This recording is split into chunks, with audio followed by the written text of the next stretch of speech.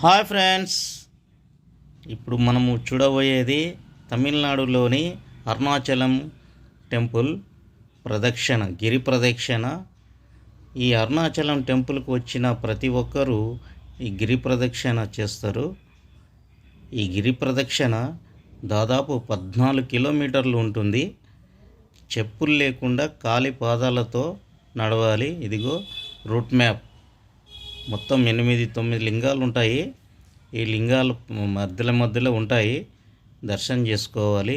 ఈ లింగాలను దర్శనం చేసుకుంటే పుణ్యఫలం లభిస్తుందని భక్తుల నమ్మకం. ఇది చూడండి, భక్తులు గిరి ప్రదక్షిణ షురు చేశారు. మొదటగా ఇంద్రలింగం ఎడమవైపు ఉంటుంది.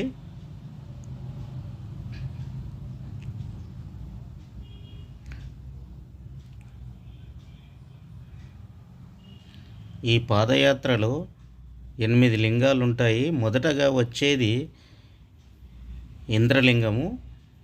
ఏ రోజు గిరి ప్రదక్షిణ చేస్తే బాగుంటుందనేది మీకు వివరిస్తాను. మధ్యలో భక్తులకు తినుబండారాలు, అన్నప్రసాదాలు, అన్ని సౌకర్యాలు ఉంటాయి. ఈ గిరి ప్రదక్షిణలో ఏ రోజు చేస్తే ఏం లభిస్తుంది అనేది మీకు వివరిస్తాను. ఆదివారం నాడు చేస్తే శివలోక ప్రాప్తి లభిస్తుందని నమ్మకం. సోమవారం నాడు పూర్ణ ఆరోగ్యం, మంగళవారము రుణ విముక్తి, బుధవారము సరస్వతి ప్రసన్నత, గురువారము గురుత్వం, శుక్రవారము లక్ష్మీ కటాక్షం, శనివారం గ్రహపీడ విముక్తి అనేది ఉంటుందట. వీటి ఆధారంగా మనము ఏ వారం ఎంచుకుంటే ఆ వారం పోయి మనకు ఇవన్నీ ప్రాప్తిస్తాయని నానుడి. కొండ చుట్టూ తిరిగితే మనకు పుణ్యఫలం లభిస్తుందని నమ్మకం. మొదట వచ్చే ఇంద్రలింగం ఎడమవైపు ఉంటుంది. ఇంద్రుడి వచ్చి ఇక్కడ ప్రతిష్ఠించినట్లు నానుడి. చాలా పుణ్యం లభిస్తుందట. నెక్స్ట్ వచ్చేసి ఇది అగ్నిలింగం. అగ్నిలింగం కుడివైపున ఉంటుంది.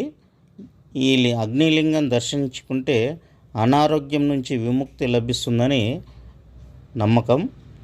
అలాగే మధ్యలో శేషాద్రి, రమణ మహర్షి ఆశ్రమాలు ఉంటాయి. తర్వాత వచ్చేది యమలింగం. యముడే వచ్చి ఇక్కడ ప్రతిష్ఠించినట్లు నానుడి. ఈ యమలింగం దర్శించుకుంటే ఆయుష్ కూడా పెరుగుతుందని భక్తుల విశ్వాసం. అనంతరం వచ్చేది నైరుతి లింగం, ఎడమవైపు ఉంటుంది. ఈ నైరుతి లింగం దర్శించుకుంటే మనకు ప్రతికూల శక్తులు, వాటి ప్రభావాల నుంచి కాపాడతాయని, దాని ద్వారా ధనం, కీర్తి లభిస్తుందని, పెరుగుతుందని విశ్వాసం. అనంతరం వచ్చేటివి సూర్యలింగం, వరుణలింగం, వాయులింగం, కుబేరలింగం. తర్వాత మోక్ష మార్గం అనేది ఉంటుంది.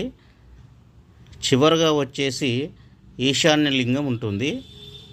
ఆ ఈశాన్యలింగం తర్వాత మనకు గిరి ప్రదక్షిణ ముగుస్తుంది. ఇదిగో ఇప్పుడు మధ్యలో జింకల కూడా దర్శనం కనబడతాయి మనకు.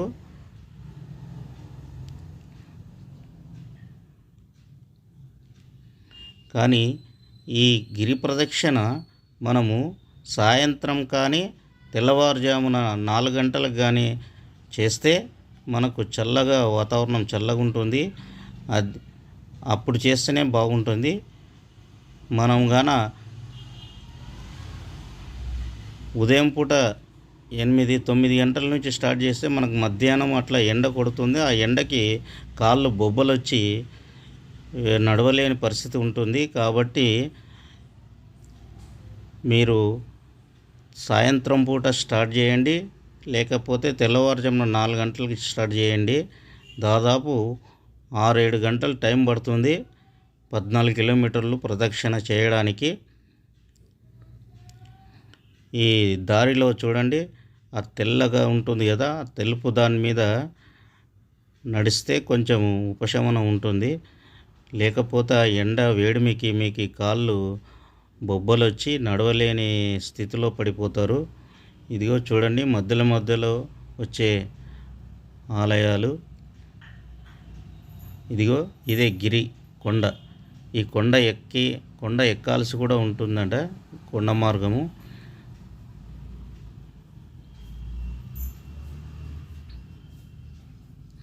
ఇక్కడ ఈ ఆలయంలో పెళ్ళి కాని వాళ్ళు, పిల్లలు కాని వాళ్ళు ఈ ఆలయానికి వస్తే ఇక్కడ ఇదిగో ఇది చాటలో పెట్టి ఇస్తారు. ఇది ఆ గుండంలో వేసి టెంకాయ మొత్తం కలిపి ఒక 120 రూపాయలే ఉంటుంది. అది దాన్ని గుండంలో వేసి మొక్కుకుంటే మనకు పెళ్ళి కాని వాళ్ళు కానీ, పిల్లలు కాని వాళ్ళు కానీ శని ప్రాప్తి, గ్రహ ప్రాప్తి అన్నీ కలుగుతాయనేది, అంటే విడిపోతాయనేది నమ్మకం. ఇదిగో దీని చుట్టూ తిరిగి ఆ గుండంలో వేయాలి. వేస్తే వాళ్ళకు పట్టిన దోషాలన్నీ పోతాయని ప్రజల విశ్వాసం.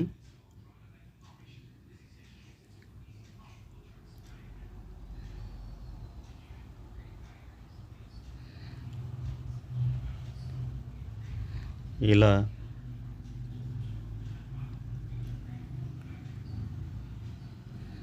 14 కిలోమీటర్లు నడిచిన తర్వాత అలసి సొలసి చాలా నీరసంగా ఉంటుంది.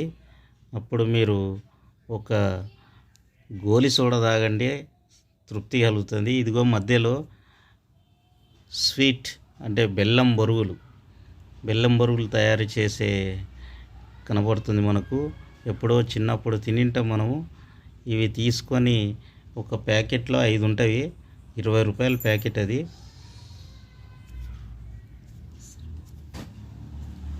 బాగుంటుంది, చాలా టేస్టీగా ఉంటుంది.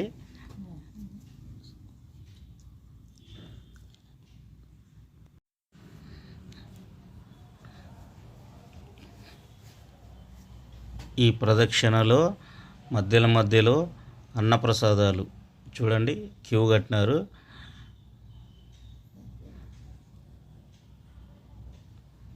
అన్నప్రసాదాలు చేస్తుంటారు.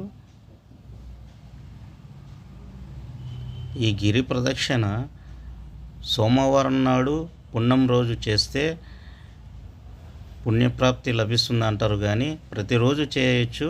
ప్రతిరోజు చేయడానికి చాలామంది లక్షల్లో వస్తుంటారు భక్తులు ఇక్కడకు.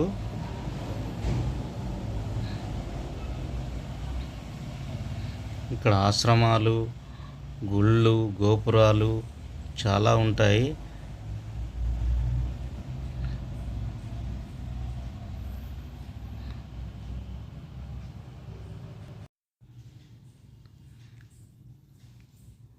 ఒకవేళ మీకు వీలు కాని పక్షంలో ఆటో మీద కూడా ఒక ఆటోకి 300 రూపాయలు ఇస్తే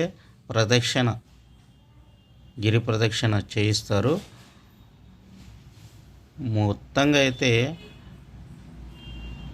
అందరూ చెప్పులు లేకుండానే పాదయాత్ర చేస్తారు. ఆటోలోను, అంటే ఎవరైనా చేతకాని వాళ్ళు అట్లా పెద్దవాళ్ళు ఉంటే ఆటోల్లో గిరి ప్రదక్షిణ చేస్తారు. ఇదిగో మోక్ష మార్గం, మోక్ష ద్వారం.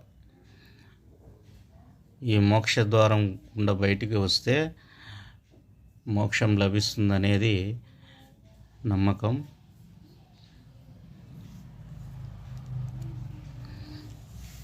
ఇక్కడ నేను కూడా మోక్ష మార్గం గుండా ట్రై చేశాను. మొత్తానికి ఈజీగానే వచ్చాను బయటకు.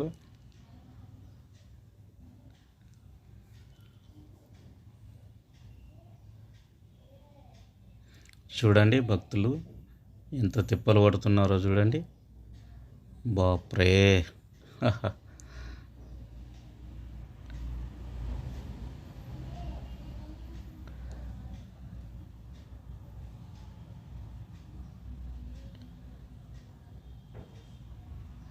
ఇదిగో నేనే ఇక్కడ వస్తున్నా, బయటికి వస్తున్నా.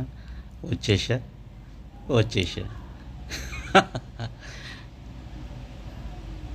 ఇక నా సుపుత్రుడు పెద్ద అబ్బాయి వస్తున్నాడు. ఇప్పుడు టెంపుల్ కాడ దర్శనానికి క్యూ లైన్లో నిలబడ్డాము. ఇక జనాలు భక్తులు ఎంతమంది ఉన్నారో చూడండి క్యూ లైన్లో. చాలామంది, అసలు వేలాది మంది భక్తులు క్యూ లైన్లో నిలబడ్డారు. మేము దర్శనం కోసం వెళ్ళినప్పుడు వర్షం కూడా కురిసింది. ఆ వర్షానికి మొత్తం తడిచిపోయాము. కనీసం అంటే 5-6 గంటలు టైం పట్టింది దర్శనం కూడా. ఇదిగో రాజగోపురం, అరుణాచలం రాజగోపురం. చాలా ప్రశాంతమైన వాతావరణంలో ఆహ్లాదకరంగా దేవుడు శివుడే ప్రత్యక్షంగా కనపడ్డట్లు గోపురాన్ని చూస్తే అనిపిస్తుంది మనకు. ఇదిగో ఇంతమంది భక్తులు చూడండి.